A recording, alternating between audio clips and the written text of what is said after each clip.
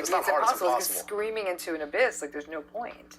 Is there hope for people in marriages, if they're in a relationship with a narcissist, to actually heal the relationship and improve it? Or is it just going to be hard the rest of your life? Going on a probability basis, the answer is no. Wow. I think it's going to be hard, always. Are there unicorns out there? Sure.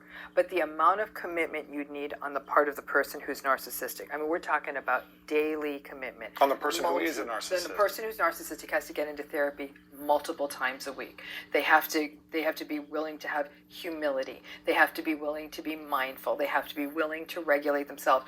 That's a long list of things they need to be willing to do. They can't be impulsive. They can't say whatever's on their mind. It's fascinating because I have worked with, I'd say 25% of the clients I've worked with in my clinical practice for a long time now, have been narcissistic. Why would they even come to work with you if they're narcissistic? Because something's going wrong in their lives. Their marriage is blowing up. They're having some sort of public shaming. Their career isn't going well. They have lawsuit. to, essentially. They feel the world is against them. And in this victimized stance, they roll up to therapy, in some ways wanting to complain, right? Every so often they're given an ultimatum, maybe by a workplace or by a spouse or someone. Maybe they get caught in an affair, and then they're told that wife or husband or partner or spouse will say, we're not staying together unless you get therapy, which is a fool's errand, because if someone else is telling them to do it, even if they do it on their own, there usually isn't much personality. Personality doesn't really change. Personality doesn't change. Unless you're like doing therapy every week and holding yourself accountable, and even then. Listen, I have a certain personality. I got it tested when I was in my 20s, 30s, 40s, 50s. It hasn't changed. I'm a little bit more confident now. That's not my personality. That's just time served. It's like I put in more reps. Yeah, I put in more reps. So I'm like, now I know I can do this thing, right? But it's not that I was born agreeable. I grew up agreeable. I was an agreeable adult. I'm an agreeable person. That's just who I am. When is our personality shaped? Well, there's two pieces to personality. We're born, the sort of the genetic part of personality, if you will, it's called our temperament. Our temperament. You're born and you're either a crier or not a crier, I can make it ultra simple. Yes. Like, there's some kids out there who have really difficult temperaments. They're born into the world difficult. Talk to a parent. They're kids who are difficult to soothe.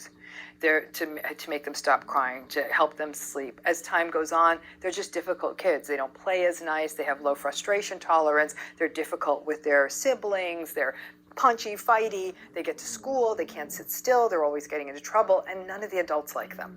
So these kids with these difficult temperaments actually have this relationship with the world that's pretty unpleasant. Everyone's like, sit down, stop that, don't do that. And there's even this vibe these kids get. Like, nobody really wants to spend time with them, right? Because they're a real handful. Is it their fault? I mean, they can't really change that when you're 5. No, you can't. But the difficult temperament's a risk factor for the adult narcissistic personality. Now, not everybody with a difficult temperament goes on to become narcissistic. So it's not a slam dunk, but it's definitely, when we tell that story backwards, every narcissistic client I've ever worked with, without exception, had a difficult temperament as a child. So that every so often I'd get lucky, we'd phone the parent during therapy and say, can we talk about this? Sometimes they'd ask the parent, and the parent would come clean on that and say, yeah, you were a real, because you had siblings, right? So they'd compare them to siblings. Some siblings had this great, easy temperament.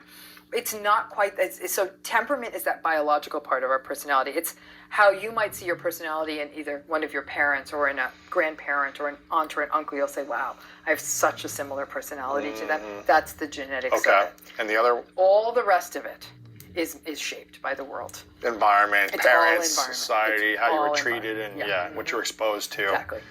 So if you had let's say a challenging temperament growing up, is there hope for you to I guess, shift your personality into a different style with environment? I think so. I think a couple of things have to happen. That kid needs to be met where they're at. So let's say you have a boy with a difficult temperament who's just energy, and you get them into athletics. Yes. Or you get them into something where they're using their hands, whatever that